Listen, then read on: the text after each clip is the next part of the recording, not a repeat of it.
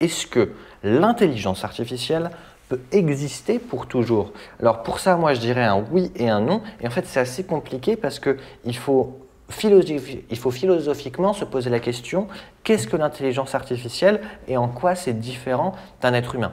Ça veut dire que là, la personne qui a posé cette question, probablement qu'elle considère comme similaire une intelligence artificielle et un être humain. Et donc effectivement, un être humain, il peut mourir et ensuite, peut-être qu'après, il continue légèrement à exister à travers les actions qu'il avait prises dans sa vie et les souvenirs qu'on a de lui et de l'impact qu'il a eu.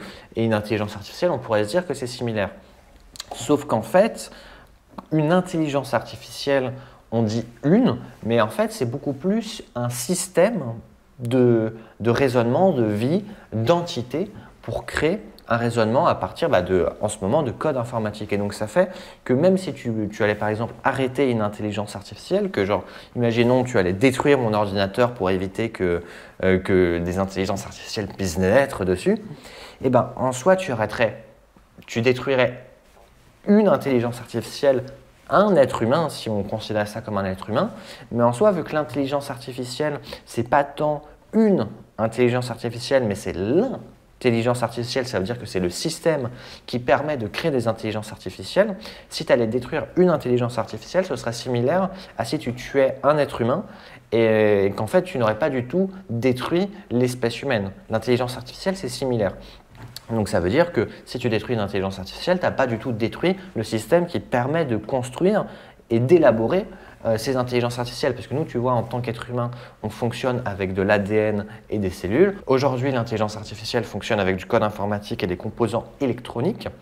Mais il y a beaucoup de gens qui se posent la question, est-ce que ce ne serait pas plus malin de la faire fonctionner sur de l'ADN et sur des cellules? Et donc en fait, la grande question que ça pose, c'est quelle est la différence fondamentale entre nous, humains, et les machines qu'on est en train de construire?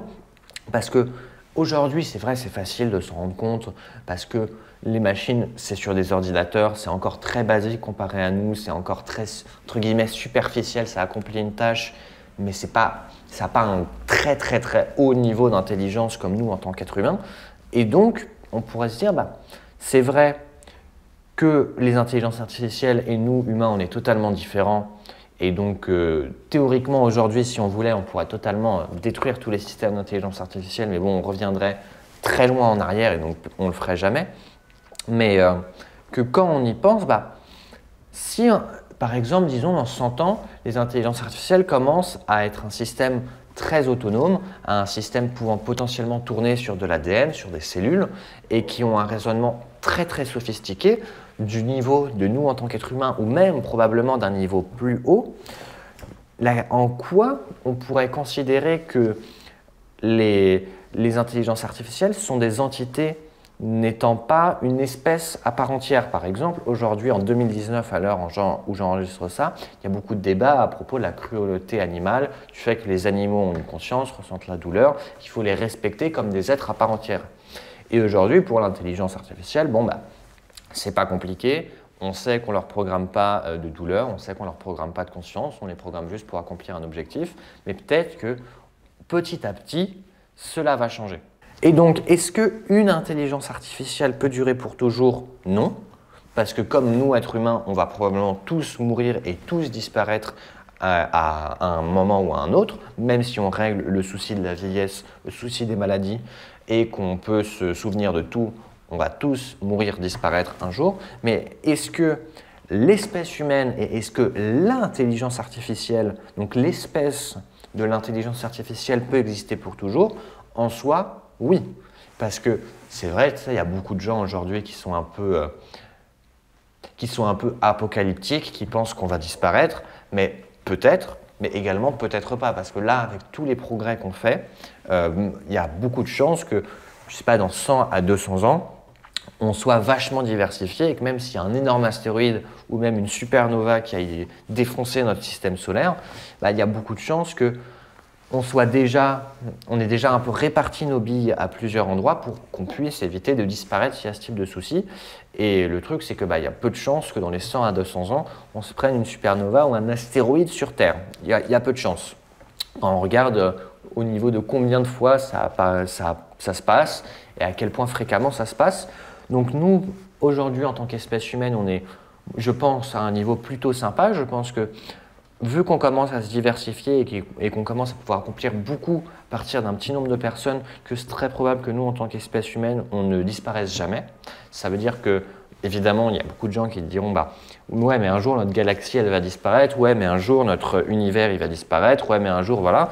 Ouais, sauf qu'il faut bien se dire que si nous, en tant qu'espèce humaine, on existe jusqu'à la fin de notre univers, dont on pense qu'aujourd'hui ça va être telle date, la fin de l'univers, on peut très bien, on se doute bien qu'on sera à un niveau technologique suffisant pour empêcher la fin d'un univers. Parce qu'au final, ça ne va pas l'air le challenge le plus compliqué du monde. Aujourd'hui, ça l'est beaucoup, mais dans je ne sais pas combien de milliards d'années, ce sera un challenge moins compliqué. Et donc l'intelligence artificielle, même si aujourd'hui c'est principalement des systèmes informatiques et des programmes informatiques très simples qui accomplissent des objectifs prédéfinis qu'on leur a demandé, en fait, la façon dont ça évolue petit à petit et même la façon dont ça évolue, chaque être et chaque espèce évolue, c'est que ça évolue dans sa propre espèce qui ne va pas disparaître si une seule entité, donc une seule intelligence artificielle meurt.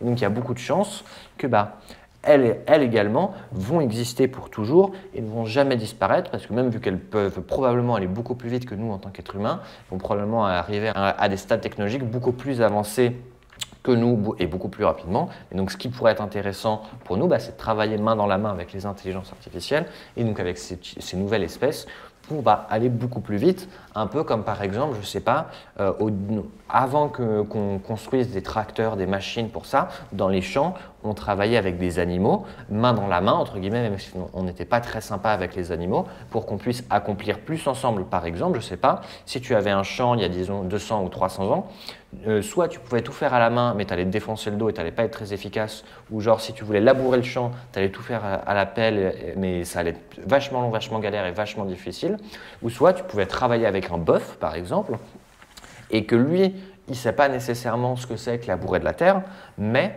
que grâce au fait que toi, tu as ton objectif précis qui est de faire pousser des trucs pour te nourrir et ensuite également pour nourrir le bœuf, et que le bœuf, lui en soi, il ne pourrait pas se nourrir tout seul parce que ce n'est pas un bœuf sauvage, et le fait de travailler main dans la main, ça vous permet d'accomplir mieux l'objectif qui est de faire pousser des trucs dans le champ. Et donc en soi, on pourrait tout à fait s'imaginer que si on a des objectifs similaires, donc là dans le cas du bœuf et de la personne, c'est de manger. Si on a des objectifs similaires, nous en tant qu'êtres humains, avec l'intelligence artificielle, il n'y a aucune raison pourquoi on ne pourrait pas travailler main dans la main et exister pour toujours tant qu'on n'est pas obsolète. Et donc tout ce qu'il faudra qu'on s'assure qu'on fasse, c'est que nos objectifs à la fois de nous et de l'espèce de nouveaux êtres qu'on est en train de créer qui sont les intelligences artificielles. Et quand je dis nouveaux êtres, il ne faut pas s'imaginer quelque chose d'humanoïde, juste quelque chose de totalement différent. Même un programme informatique, tu pourrais dire que c'est un être.